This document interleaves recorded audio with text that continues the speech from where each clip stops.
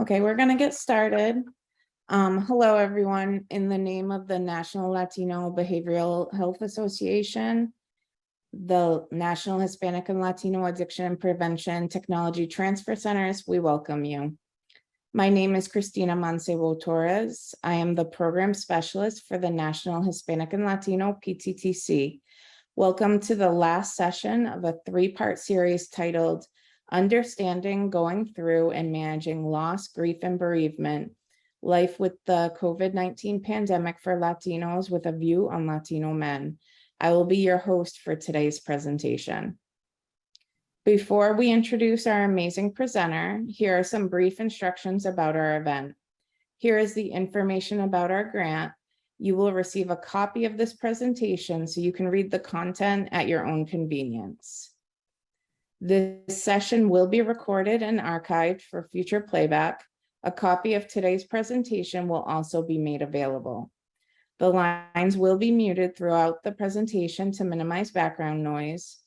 When we get to the Q&A portion of our webinar, you will have an opportunity to ask questions by clicking the Q&A box, and we will share your questions to our presenter. We will also be asking you to fill out a brief survey at the end of this webinar. This satisfaction evaluation is important to the work we do and provides us the opportunity to improve our training efforts. A certificate of completion will be sent via email at the end of the webinar. Closed captioning is available for this event. You need to activate your screen by clicking the live transcript button at the bottom of your screen, then choose to show subtitles. We'd like to take a moment and reflect on the power of words and remind you that together we can use our words to create positive change. The next slide is the TTC network map with information about the Addiction, Prevention, and Mental Health Technology Transfer Centers. Each network is comprised of 10 regional centers and 3 national centers. The network coordinating offices, National American Indian and Alaska Native TTCs, and the National Hispanic and Latino TTCs. Our center has a national focus for Hispanic and Latino communities and the workforce that provides services to these communities. Please allow us to introduce you to our parent organization, the National Latino Behavioral Health Association, or NALBA. NALBA is a nonprofit and it is located in New Mexico with the mission to influence national behavioral health policy, eliminate disparities in funding and access to services, and improve the quality of services and treatment outcomes for Latino populations. NALBA's objective is to provide national leadership on mental health and substance abuse concerns of the Latino community. NALBA's policy priorities are selected capacity expansion of mental health services for Latinos, Latino behavioral health evidence-based practices, legislation to increase the number of behavioral health professionals, funding for co-occurring disorders of alcohol and substance abuse, the opioid crisis in the Latino community, and suicide prevention. We want to take this opportunity to invite you to the 2022 National Latino Behavioral Health Conference, Latino Behavioral Health Equity, Juntos Podemos, on September 15th to 16th, 2022 at the Sahara Hotel in Las Vegas, Nevada. This conference will provide a forum for behavioral health professionals from different areas to connect, exchange ideas, and together explore best practices to attend to the Hispanic and Latino communities. I asked my colleagues to share the conference website link in the chat so you can take a look and learn more about this incredible event we are organizing for our communities. Our team is staffed by Dr. Susie Villalobos, serving as the project director for both centers. I work as the program specialist for the National Hispanic and Latino PTTC, alongside my colleague Priscilla Giamasi, who is the project coordinator of our center. Anna recently joined us, and she is working as the program specialist for the National Hispanic and Latino ATTC. Now it's time to introduce our presenter. Elizabeth Robles works in the El Paso region as a behavioral healthcare professional, specializing in life changes, trauma, grief, and loss. She is certified in thanatology through the Association of Death Education Counseling. Elizabeth brings to her practice a profound understanding of death, coupled with a grounding in neuroscience. Her treatment approach offers patients the hope and strategies to facilitate continuous emotional renewal in the face of life's constant changes. She is also founder of the Facebook group Aquí con Death, as a bicultural space where people can learn and share their unique perspectives about death and grieving. In addition to her private practice, Elizabeth serves as clinical director for the MYC Institute of Integrative Health, an El Paso nonprofit organization which advocates for body, mind, spirit approaches to well-being. In 2020, Elizabeth became a certified end-of-life doula. Elizabeth, thank you for your availability to share your knowledge and your experience with us. Please feel free to start your presentation. Good morning, everyone. Christina, thank you for your words. And here we are. This is the third and last session of this three-part of understanding, going through and managing loss, grief, and bereavement during pandemic for Latinos with that view of Latino men. And so today we will be focusing on the importance of grieving, of bereavement, of understanding that our Latino men have a very special place, not only in our hearts and in our minds, but in our society. And we need to make sure that these things happen in a way that when bereavement happens for men as well as women, because of all the things I'm going to talk about today or try to talk about, we need to be inclusive. So I'm going to recap from the second session from last week. COVID has heavily impacted the standards of living and the quality of Latinos in the United States. COVID is responsible for most hospitalizations and death amongst Latinos as the largest population group affected, with staggering numbers by the virus. Due to the stringent protocols needed to reduce the incidence of contamination during COVID-19, Latinos had minimal to no opportunity, as well as really anyone, to be with their loved ones during hospitalizations and to be present during the time of death.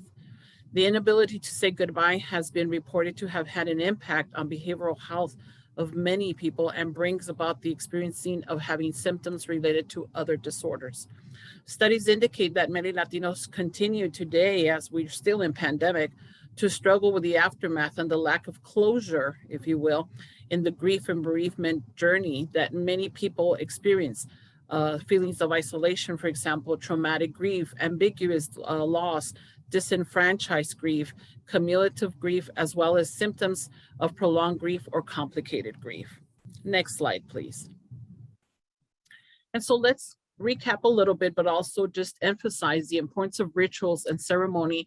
I think throughout our planet, I think as a society, as a humanity, we understand that rituals and ceremonies go back as far as the history of mankind. But we also understand that in the cultura of Latinos, how important it is to embrace and to use these tools, if you will, as not only the rite of passage, but also as healing tools that are going to help us move through different circumstances. They help us heal and they move in that bereavement and grief journey. And we know that, and we know that we take a lot of effort, a lot of importance, a lot of focus in making sure that when we are at the face of the death of a loved one, that circumstance be honored, that circumstance be celebrated to an extent, and that certain rituals, whether they're religious, spiritual, of any kind, that we embrace them and bring them into that part of us. And so the absence of these events augments the risk for us as a cultura, as a culture, as a population group, of the result of not having these norms that we have as individuals. I was just talking to this wonderful staff that I work with right now during these sessions, and explaining that I had a loss not too long ago, and I have not been able to go to my country of heritage, which is Mexico, to go and be with my family and go through some of these rituals and ceremonies to pay my respects, as we had talked before. So that sense of that closure is not that we're necessarily closing on that bereavement and that grief.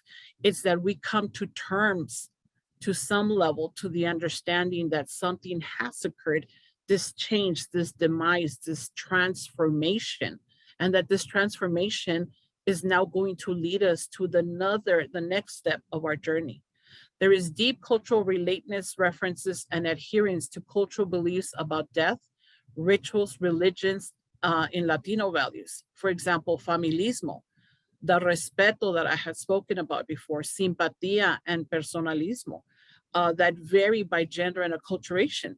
And so these different concepts that I just briefly spoke about are going to have an impact for everyone depending on the generation that we are here, for example, the level of acculturation that people have and that we tend to embrace in our society, and also the way that we view these different rituals and ceremonies. But we know they have an impact, and we know they are important to us, and we know that they help and they come to be big pillars in the movement of this bereavement and this grief that we go through.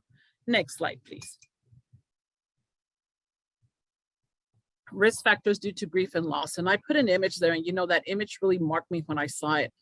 I go through a lot of images, and I had actually, I don't think I attended maybe 1 or 2 funerals during the heavy early parts of pandemic, but I never had seen a situation in which they had actually had the whole flowers, the casket, and then this barrier to protect people if somebody had passed away, probably most likely from COVID. I found that to be very shocking. I found that to be very difficult. And I can't imagine that people who had to go through that, how difficult it was for them, because there's yet one more barrier to this process. So risk factors associated with lowered well-being and health amongst Latino include being a male, financial strain, cultural stressors, having a non-documented legal status, experiencing loss of a loved one at a younger age, and having poor physical health. Severe psychological stress experienced by the bereaved can have significant health consequences and can be associated with diminished health wellness, including an increased risk of mortality and illness, higher cardiovascular risks, disability, low functioning, symptoms of psychological distress, as we know, such as the very common disorders like depression, anxiety, anger, etc. So we understand that we're seeing now with the research that's coming out, and there's a lot of research already, but we need more. And we need more focused on Latinos, and we need more focused on Latino men. As you see in this research by Garcini, one of the factors that is associated with lower well-being is directly being a Latino male. Like right there, there's a checkoff already saying you're at a more of a disadvantage than if you were a Latino female, for example, or if you were African American, or if you were white, Caucasian, or if you were German American, etc. The point here is that there is already an added disparity, and there is an added sense of saying that we're already looking at risk factors that Latino men can be affected heavily by, severely. More so, bereavement may be characterized by poor behaviors, harmful health behaviors that are associated with compromised well-being, such as an altered sleep patterns, the typical insomnia, or the waking up, not being able to get back to sleep, increased alcohol and drug consumption. And I know that when I work with ATCC and PTCC and NALBA as a whole, I know I am speaking to the choir when it comes to disorders having to do with addictions, because that is one of the primary veins of what they do. And so we can see the relateness here, the relationship between these types of disorders and the fact that bereavement, grief, loss can take us to those situations, can take people to those choices that we know are unhealthy, but we know that they're coping mechanisms.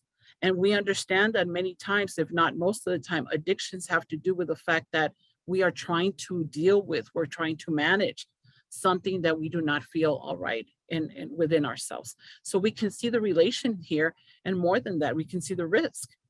So we also see poor nutrition due to diminished appetite and involuntary weight loss. Unfortunately, despite widespread evidence documented about the effect of bereavement across various health outcomes, health behaviors, and information about the bereavement process and related vulnerabilities among Latinos is very limited. And we need to open that scope. So I invite all of you who have the ability to research, who have the ability to impact research, to please note that this is a very important population group for our society that we need to address and focus. Next slide, please. Moving forward in grief and bereavement, but it's hardly a straight line. And this, I wish I could credit who this belongs to. I've never been able to find that, but I love this slide because it is one of the slides that pretty much says it all for me. And so we think that the stages of grief are kind of something has happened, there's that shock, and we just go down into all the other feelings and all the stages that we have learned from various models. Of course, one of the most popular that we know is the model by Dr. Elizabeth Kubler-Ross, who is a pioneer and who we credit. And I personally thank for her existence because she brought so much light to this information about bereavement. But we also know that there's other stages and there's other models that we can use when attending or looking at how to work through loss, grief, and bereavement. The real impact here is the fact that the stages are not linear. And if we think about it, anything in life is not linear. You know, our life itself, the way that things go up and they go down, they go through this curve, they go through that way, etc. So the reality is that there is no real reason why a bereavement journey, a grief journey would be linear, because we're all different. We're all a world in ourselves. We all are, as I said in the first session, we're all impacted by a number of things, by our childhood, by our cultural views, by that cultural lens, by experiences, by belief systems, etc. And all these things, traumas, it's, you know, the multiple of things that impact us as a human being are going to have an impact on something as existential as looking at death, as looking at the loss, as feeling the pain and the hurt and the fear of having lost that person. So my experience here, when we look at that part of the chart, is powerful, because that's exactly what grief is like. That's exactly what a journey looks like. And that doesn't mean that it's hard or negative. It just means that it's unique to all of us, and it is not a straight line. So I think when we look at bereavement, when we look at this loss, and we understand that, we can kind of cut ourselves a little slack and say, you know, then whatever it is that I'm going through, it's not that it's wrong. It's not that I'm taking a step back. It's that it's everywhere but, you know, so it's kind of like, I can't find my place. I don't feel comfortable here. I don't know why I'm irritable right now. I don't know why actually I feel happy right now, because I feel pretty good. You know, I don't know why is it that I thought I was going to feel better 2 days from today when I was going to do X thing or be in X event, and actually I can stop crying. So what's wrong with me? There's nothing, for the most part, and I can't generalize, every one of us is specific, but there is nothing, technically speaking, wrong with us.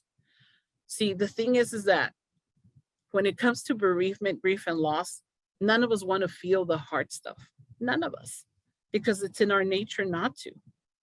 But it is part of who we are.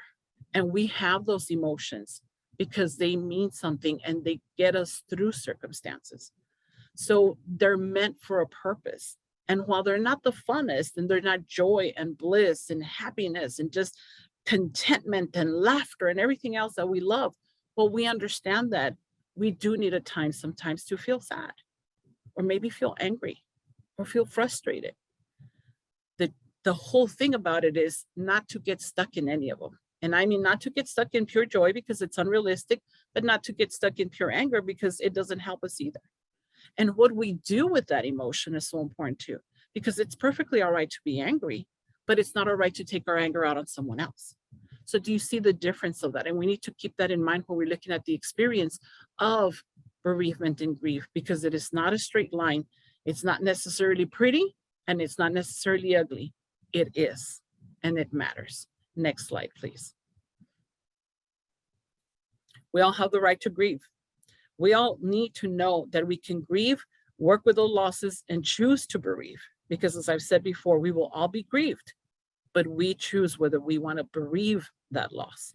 While we have established systems that may be strengthened by our ways, views, cultural lenses, personal identification of who we are and who others around us are, and our specific lifestyles, we often fear the process of mourning and attribute any attention we give it to being weak, to the fallacy of not being able to sustain this incredible pain and saying, I should be okay, I should be okay. And the fallacy that we feel that is in us, or the lack of being able to handle such a jarring experience. And let's face it, because we love, because we truly care, because it matters. When it comes to losing loved ones, when it comes to losing sentient beings, when we lose pets, we hurt because we have the capacity to love.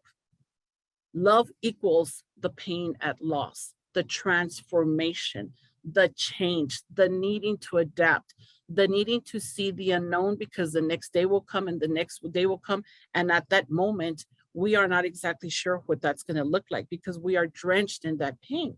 We're drenched in that loss and that sorrow. But we're meant to get through that. And so we need to give ourselves that right, remind ourselves we have that right. I have the right to feel. I have the right to be sad. I have the right to mourn and to grieve. Next slide, please. So in those rights, Dr. Wolfeld, who I really like this gentleman, I like his work. He has a wonderful website. You all can look at him as one of the resources. I know he's in the resources that I posted in the first session we had. He talks about certain rights that we have. And I think I want to just go through them very briefly. We have the right to experience our unique grief. And this also goes, for example, when I talked about disenfranchised grief. And when I have a mother that comes to my office for therapy because she had a miscarriage. And everybody tells her, you're going to be able to get pregnant again. You have a wonderful child. You're going to have more children, et cetera, et cetera. That's true. And that's wonderful. But that has nothing to do with the grief that this mother is feeling at that time, or this woman, because this pregnancy did not come to term. This pregnancy did not come to a full completion of where she was going to have a child. So when we experience our own unique grief, we have that right, because my grief may not be your grief and vice versa. And so we have to acknowledge that when something doesn't feel the same for someone else, when that loss doesn't feel the same for someone else, doesn't mean it's going to feel the same for us. And we can measure grief. Well, I've lost 10. Well, I've lost 20. So I have more grief. Grief is grief. We get the right to talk about our grief. And a lot of times people don't really like that. You know, stop talking about your wife who died. I mean, you got to move forward. That's all you do. Well, that was your wife, and yet it's your spouse, and you're devastated. And so you're going to go to the party and you're going to be thinking about her or about him or about the uncle or the grandfather or etc. We have the right to do that. And maybe some places, some situations are not the best situation perhaps, but at the same time, we have the right to grieve and to talk about that person. We have the right to feel a multitude of emotions, which I just mentioned earlier, to be tolerant of your physical and emotional limits, because sometimes we just cannot. And when you don't want to do something, when you just feel that it's not possible for you to do it because it's not coming out of you, then you can't do it. And it's important to honor that. We cannot give what we don't have. And I always tell people that. We cannot give what is in us, what is not in us to give. That's why giving to ourselves, not in a selfish way, but in a way that self-cares for us, that we self-care, then we can fill ourselves so we can be available to others. But when we're going through this journey of bereavement and grief, we're kind of empty, or we're kind of complicated, or we're kind of confused, or we're kind of angry, or we're kind of something. So we are compromised emotionally and sometimes physically, because we talked about how each of us grieve and bereave. And so being that, how can I give what I don't have? Because I don't have it at this moment. Maybe I'll have it later and I can share this, action with you, whatever it is that you want me to do. But right now I may not be able to. To experience, we have the right to experience grief bursts, as he calls them. I call them grief attacks, and we've gone through that as well. To make use of ritual, and to say, that prayer, or to light that candle, or to eat that meal, or to hear that song, or to light that star up on the mountain, as we have a mountain that has a beautiful star that we can pay to get lit up, and we do it in honor of. So whatever works for you, you have the right to make that ritual. To embrace your spirituality. and to understand that how you feel about your spirituality and your perhaps religious beliefs, they belong to you and they matter to you. And even if your congregation does not agree with you, you have the right to your belief system, to your higher power. Many times I hear that conflict in sessions. My church, my congregation, etc., they say I have to move on. They say it's already done. They say I have to just forgive or move forward from the fact that I've lost this person. But maybe that person is not ready for that. And so it's not about what others say, it's what we need to embrace for ourselves. We have the right to search for meaning. What was all this about? How come it happened this way? Why did this person exist? Why did I meet them? Why were they my sister? Why were they my spouse? Why were they my nephew? Why were they my friend? Why did I meet them and then they died? I had a friend that we had been friends years ago, 30 years ago, that we lost touch with each other.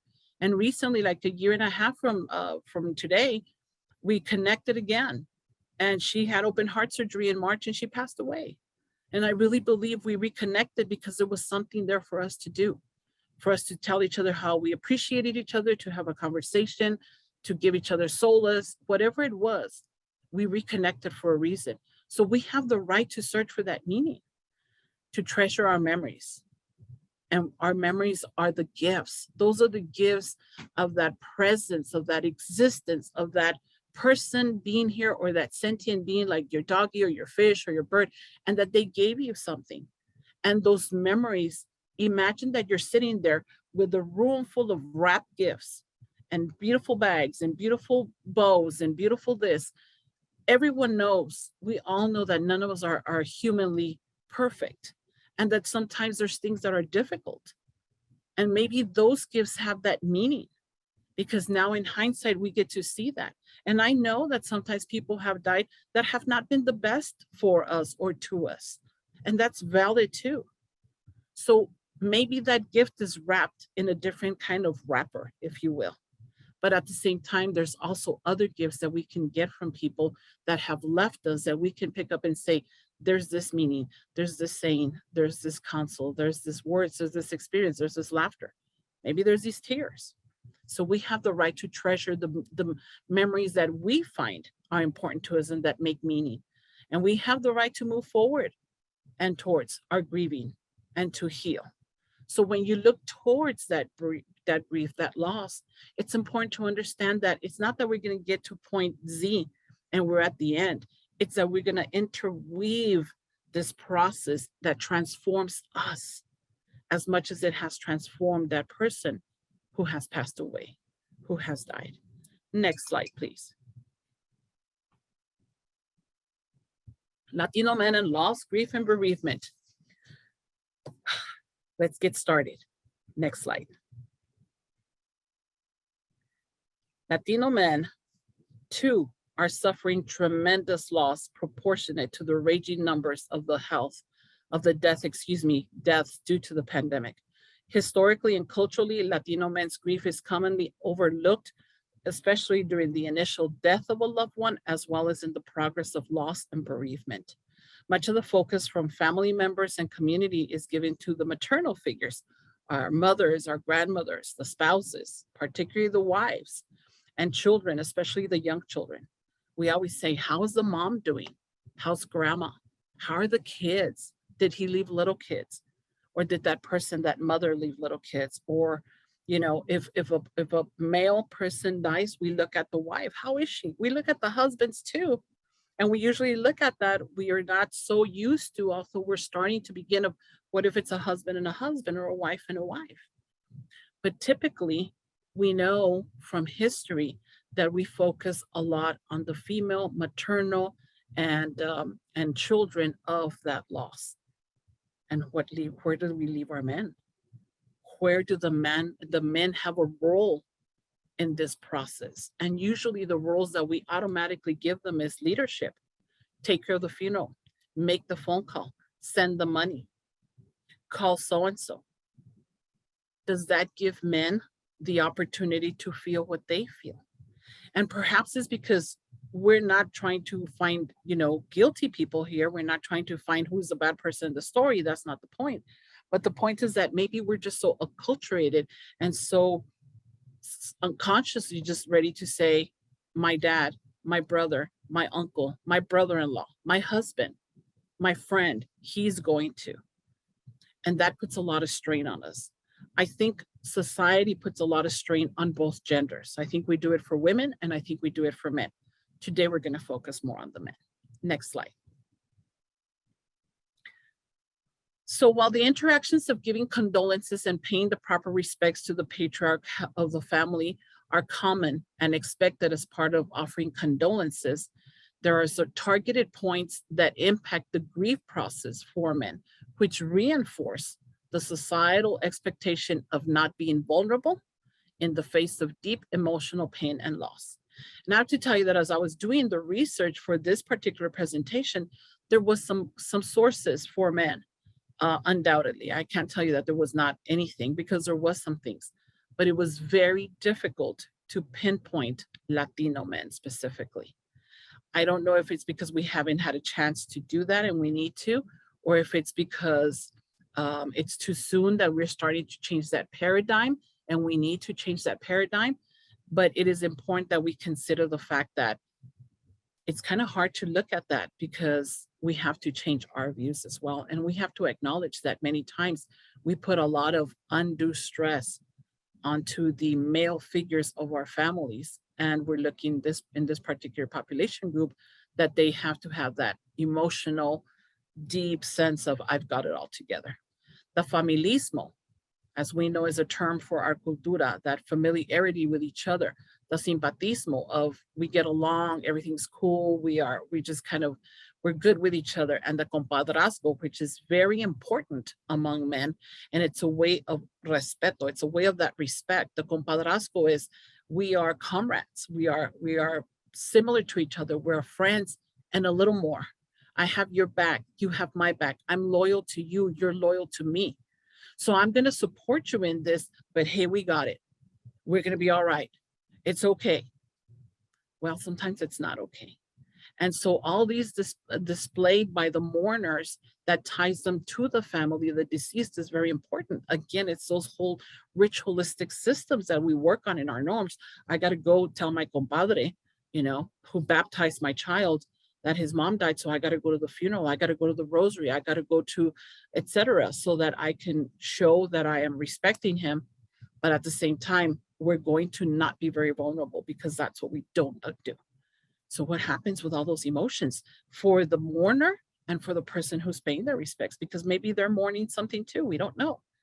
The established rules of conduct for men and between men, for example, the strong handshakes, those powerful embraces with those hearty backslaps, are common body language, body and physical language behavior that we see. And I've seen it all the time.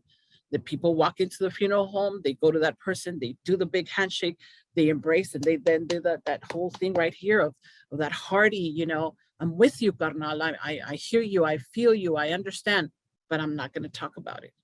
And I'm not going to go there again. And I may see you some other time, and it's going to be all right because I paid my respects. COVID took all of that away from us, from all of us as a planet. What does that do to Latino men? There are societal unspoken rules of conduct that plague men with rigid gender expectations. The traditional notion of not crying. Men don't cry. As I made reference to in my first presentation, there is a book by Nobel Prize winner Octavio Paz, which is The Labyrinth of Solitude. And in the chapter of Máscaras Mexicanas, he says, no te rajes, do not cave in, do not surrender, do not give up, because that is not what you do. And there's some very interesting ways that he talks about that. But it is that mask that we carry in our cultura of saying, you don't give up, you don't show fallacy, you don't show weakness, because you have to be strong for everybody else. You have to be strong for the family. You got to be strong for the mom when the son has died, and I'm one of the brothers. So that traditional notion of crying has deep roots. And it would be so easy to shift that and to say crying is a form of expression. It clears our mind, it clears our soul. It is a physiological and emotional response to an intense emotion, an intense feeling of whatever nature, because we cry when we're happy too. But yet we see it as, if I show that vulnerability being a man, I may be looked at as not that, and I can't afford it. You know, the dynamic of fatalismo in knowing that we will all die one day. Así es la vida, such is life. So, well, they died, but you know, such is life. So let me embrace you and let me be here for you, but let's go on because poop happens, as we say. Well, there's more to that. And so that fatalismo concept that we have learned in the different researches from our cultura tells us we're deemed to die. So why bother? And it's like, there's a little bit more than that. There's a little more than that to it. And we have to understand that while we all meant to one day perish, what about right now when we're alive? The notion that this death had to be, it's very likely, you know, it's God's will. You know, what can we say?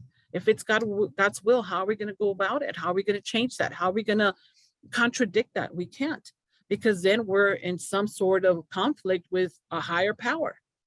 And so all these notions and all these beliefs and all these norms, they cement, they glue together this concept of saying, I do not have the right to show my true feelings. Because if I do, it's at the expense of others.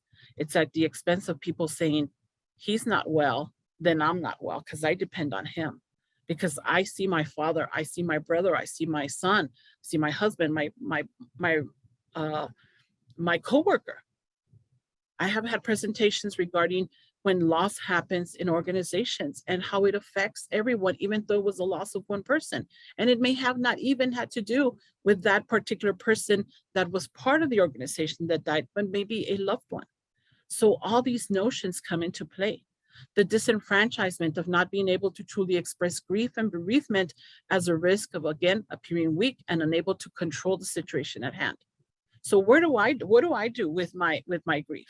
How do I yell and scream that I'm devastated by a certain loss if I'm a Latino man who does not have permission by society, by these, as I mentioned earlier, by these very strict and rigid notions that men should be strong all the time? That's tough. My respects to all men. I've always said that. And my respects to all women. But this is the focus again today. These factors and others historically proved to be potentially a pathway to men experiencing maladaptive symptomology. And unfortunately, that's when we see the anger that has just kind of been, you know, I just swallowed it, and the frustration, and sometimes, not always, as we know, because there's a lot of wonderful men in the world, but then there's also men who use and who have certain choices that are maladaptive and not healthy. The violence, the aggression, the uncontrolled anger, the addictions, the behavior that is not good, that is not a positive example. And so we want to talk about how can we briefly tap into today into changing that, into giving them the empowerment by them and by themselves of knowing that they can be leaders in this process and yet grieve and still have that leadership. Thank you. Next slide. Grieving alone and grieving together for men.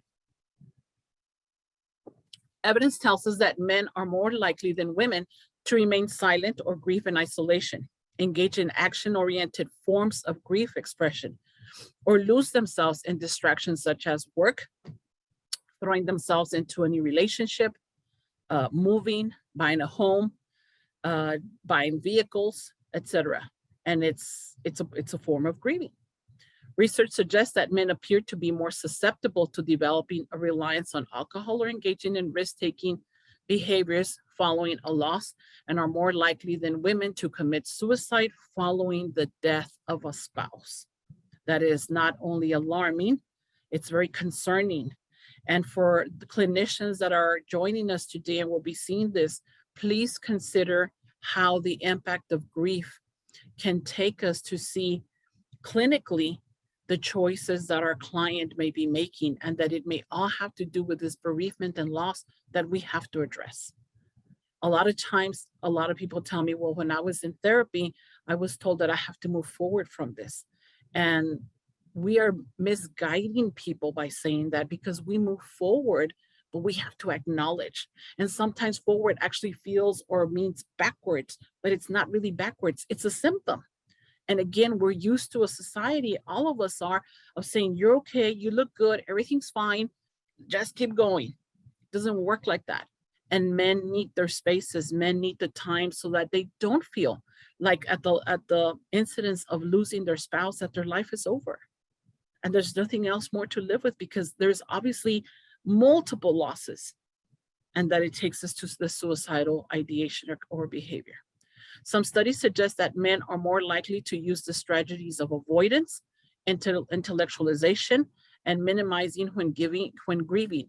And although research is inconsistent on that point, they may have a greater tendency to somatize emotional and physiological pain.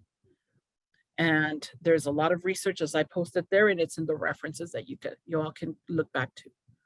So we really want to see and we want to acknowledge that when we have someone who is bereaved, who is grieving, especially a Latino man, that we take some of these points into consideration and we look at the depth of what's going on, not just the surface. I'm not getting along with my spouse. I'm working too much. I'm having an affair. I've started drinking a little more. I did buy, another car and I really didn't need it. And now I have this debt, et cetera. Those are the symptoms. What is the issue here that we're facing? And when we look at dual models and things of that nature, like the dual model method, then you can see that it's about the acknowledgement. Once we acknowledge and you break that a little more, then you're able to really see whether you're a clinician or a person, just a lay person, then you can see that the truth of the matter is when we acknowledge and we work through understanding that what I'm feeling is natural, I'm going to feel this, then we can start moving forward, if you will, through this journey. But it's really the journey of life we're moving forward or towards. Next slide. The importance of the man cave. As a society, we have a responsibility to give new generations of men the message that there is no need for rigid messaging, to stay strong, not to cry, suck it up, and don't make others feel uncomfortable. Because that's one of the things that happens to all of us when we're bereaved and we're grieving and everything else. We make others uncomfortable with their tears, with their anger, with their frustration, with their inconsistency in behavior, with their sense of loss, with, I don't want to be here. I don't like this. I thought this food was good, but actually, I don't know why I ordered it. It doesn't taste good. I am not in my right place. That makes everybody uncomfortable. So what we do is we either don't deal with it or we say, come on, suck it up. You're all right. Come on, just for right now. Well, we're not doing a good, we're doing a disservice to all of us. And especially when we're talking about the focus of our Latino men and understanding that it's hard enough to come forward and say, this is what I'm feeling, or I need space, or I'm not in a good place.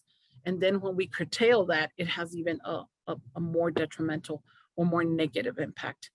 Cultural expectations about what constitutes healthy grieving that to heal, one has to speak about process and work through one's thoughts and feelings by sharing them is not always the case. And, we've all seen the shows and we've all laughed about when maybe a spouse says, oh my gosh, she told me we need to talk. Well, sometimes we don't need to talk. And I think the other thing is because there is so much importance placed into how we are to bereave, we have missed all the ways because it's limitless. We can't name them all. I could be here for 3 days, but sometimes not talking is the way to bereave. Sometimes not going there is important because that's how we work and everyone's going to work differently. Those who grieve silently rather than talking about their feelings can be labeled as excessively withdrawn, clinically depressed, or being incommunicated or not communicating with others. Well, maybe that's who they are. And again, we can't say this is the right way, this is the wrong way. So earlier in the slide, I said, hey, we need to give men our spaces. We need to acknowledge, we need to open up, we need to change the paradigm. But I'm also saying that doesn't mean that we have to remove the way that they do things, because that's not the point. This is not, let's switch and flip to something else. This is, let's acknowledge and let's give that space to do nothing, to do quietness, to do, I'm going to get back to work. because maybe that's the way they're grieving. And so we want them to know, we want men and women to know that the message is, you have the right to grieve as you choose. What we're trying to do is that it is not a maladaptive symptom for you, because that hurts you and it hurts all of us as a society, the family, everybody else. So men who prize stoicism as an expression of independence or a way of not putting their burdens on others may be that they may seem like they're out of touch, but maybe that's the way they're handling it. And we can start chipping at that a little bit, just a little bit here, a little bit there, saying, you know, if you ever want to talk, I'm here. Or maybe I don't even tell you that and we just sit there quietly. And maybe somebody says, maybe that man says, I never thought I would miss my mother the way I miss her. Okay. We don't have to be, well, tell me more. Explain what you mean. What feelings come to you? We don't have to be a therapist for everybody every day. Sometimes just having that presence and saying, you go for it. I'm just here for you. Sometimes that takes us much, much further. Men who engage in action-oriented expression of grief, such as physical activity, private rituals away from the eyes of others, who attempt to cope with through distraction, positive thinking, or intellectualization, my goodness, may be accused of running away from grief. But again, what is the right way? What is the wrong way? We don't have that formula. It doesn't exist. There is nothing wrong or unhealthy about any of them. In fact, tendencies may simply be a part of a style of grieving, referred to as the masculine side of grieving. Let them be in their cave. They should have a cave. Men love their cave. It's theirs. Let them have it however it is. Thank you. Suffering alone versus understanding a man's style. Let them talk. Give them a grieving man can have the opportunity to talk about his or her loss whenever, however they want to. If it's one sentence, so be it. If it's a whole long story, so be it. To take cues from their behavior and step in when they give you an in. So if it's pretty shut down and I'm not going to direct this, then it's not, honey, let's talk about this, or brother or cousin or friend. It's okay, let's talk about what we're going to watch today in television. Offer some company when they want it on their time. Respeto, respect, respect, respect. Ask them how they feel and avoid asking how they're doing. So it's very different to say, how do you feel today? Do you feel angry? Do you feel sad? Do you feel happy? Do you feel hungry? Are you sleepy? Or how are you doing? Are you doing bad or are you doing good? Here we go again. So sometimes the wall comes up. So check that out a bit. Find a safe place that is comfortable for them. I had a colleague one time who, he lost his mother, and I remember we were sitting in his office and we had not turned on the lights because the sun was still up, and then the sun just started going down. And we were sitting there in somewhat of a bit of darkness. And then he just started talking about his mother and how the funeral was going to be and some of the things that he decided. And one of the things that meant very important things to him. And I didn't get up and say, let me turn on the light because it's dark in here. I just sat in the other sofa and I listened. And I listened and I listened and I listened and I picked up on his cues. But that was his time to be bereaving. And I could not interject with something as, let me turn on the light. So you choose those spaces. Loss doesn't need to end in a divorce. We have seen the research that divorces happen because of loss, particularly of children, particularly of grave illnesses in the family. It doesn't have to be that way. We don't have to have these massive, huge, devastating losses by following with a divorce. When you have a couple who's going through something like this, provide the support if you're a clinician, or refer them to somewhere where they can follow up with bereavement, grief, and couples counseling. Respect their need for silence. I said that. Incorporate conversations of how important they are to the family, because they are very important. We are all very important, and they have a purpose, they have a reason, and they play a big part in the family unit. We need our men to be healthy. We need our men to be acknowledged. We need our men to be leaders. There are no superheroes in loss, grief, or bereavement. So it's not about, I'm the strongest and I can handle this. Bring it on, bring it on, bring it on. I will shoulder my family through this. We all need to shoulder each other and embrace each other, hold each other's hand in a circle and say, we will do this together. Sometimes separately, sometimes together, as I mentioned before, but ultimately we're in this together and we will move forward. There's always a balance in our emotions, cognitions, beliefs, and overall personhood. We need to have that. It can't be too much of one thing or too much of another. I always tell people, even if it's broccoli, you know, the superfood, I love broccoli, it's delicious. But if I eat a crate of it, I'm probably going to get sick. So it's got to be a balance. Next slide, please. How we can have Latino men be wonderful leaders in working through relationships and their networks. Familismo incorporates honor, support, interconnectedness, and valuing of family above self. As noted earlier, in the initial phases of grief and loss, they often contribute to Latino men feeling profoundly isolated and carrying a big load. And based on my years as a clinician, I have been a clinician for over more like 12 years, moving on 13 here soon, and a thanatologist, I want to offer you a framework that I have seen as a resource for Latinos experiencing loss, so that isolation can be managed and it can be part of us actually removing some of it when it's appropriate and channeling healing ways for all of us as a population group, as communities, as family units, as friendships, as dyads that we have with each other. So awareness, guide men, to understand their own primary modes of grieving: physical, spiritual, cognitive, emotional, or all of the above, you know.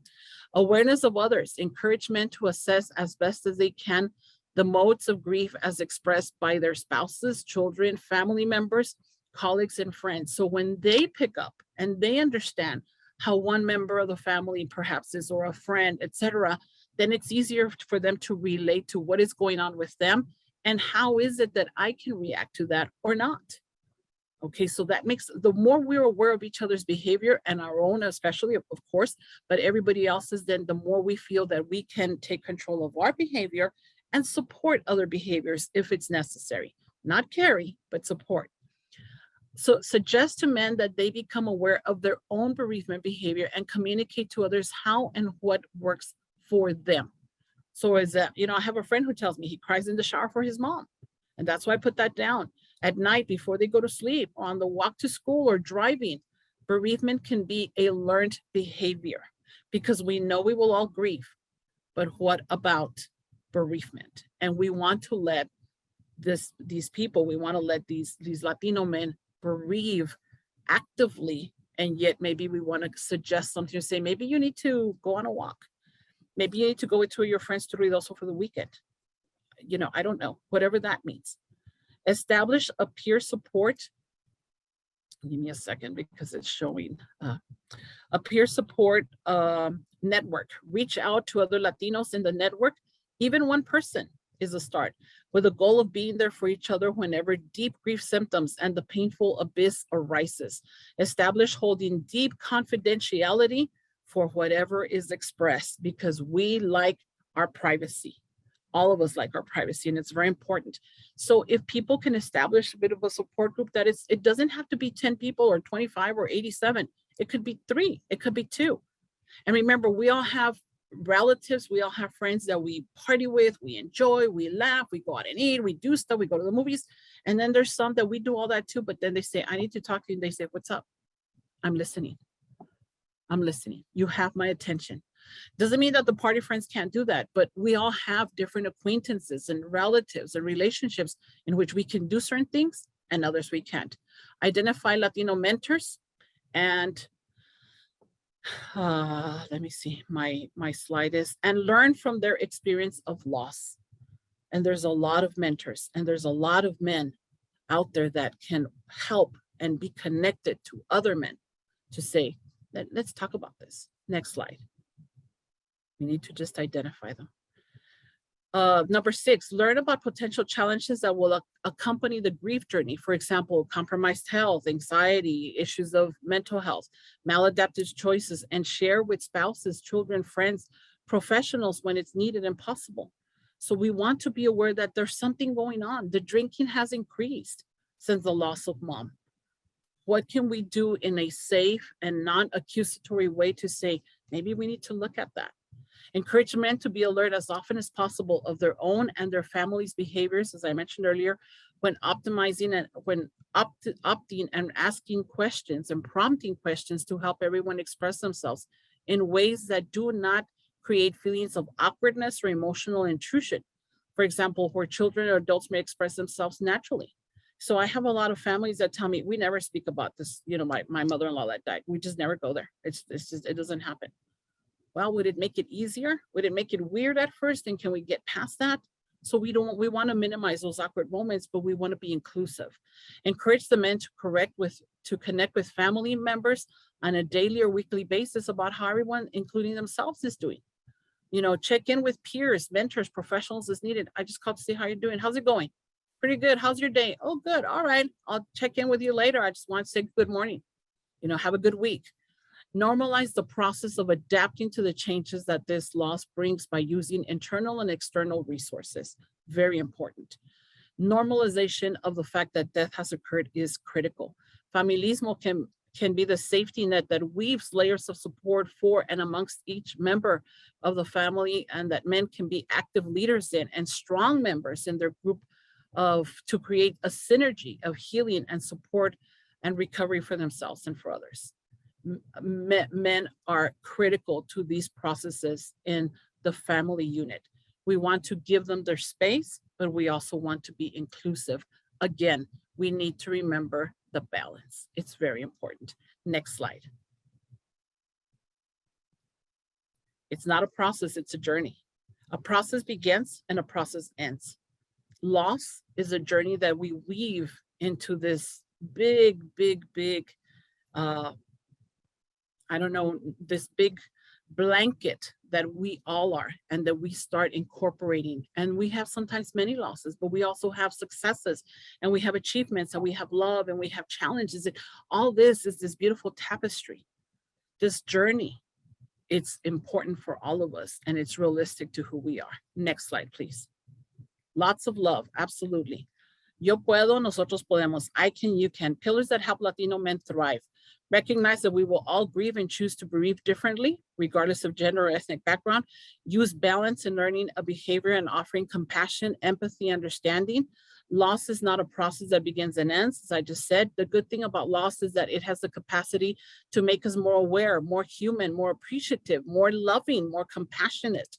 Make meaning of the loss that needs understanding that death is a natural part of us, and that we will all die someday, and life is meant to be lived, to be enjoyed, to be experienced. The persons who have died leave us a wealth of experience, wisdom, understanding, and we're able to honor and celebrate their existence and their role in our lives by nurturing the memory of our mind, our love, and purpose. Next slide, please. All right, I think we're out of time is what I'm being told. I think if there's any Q&A, send them to me. If we can go to the last slide, because it's important. Thank you all so much for being here. And this is, to me, very, very important. Death is not extinguishing the light. It is only putting out the lamp, because the dawn has come. I dedicate all these 3 sessions to all the people that we have lost during this pandemic, not only of COVID, but everything else. And I dedicate them to you. Please feel free to contact me if you have any questions, if I may be of service. It has been a pleasure. Thank you all so much. Thank you, Elizabeth. If we weren't able to get to your questions, like she said, please do not hesitate to reach out. That is Elizabeth's contact information right there. Again, just a reminder, please take 5 minutes of your time to complete our satisfaction survey. Your opinion is very important to us, and this survey allows us to continue to offer this type of content. Please visit our conference website to learn more about all the amazing things we are preparing for you. This conference is taking place on September 15th and 16th in Las Vegas, Nevada, and that link was sent through the chat. We also would like to share our contact information with you. Please feel free to connect with us in case you have any questions or if you need any assistance. This is the information for our ATTC staff. And the next slide is the information for our PTTC staff. Thank you so much for attending this webinar today, and we hope you have a lovely week.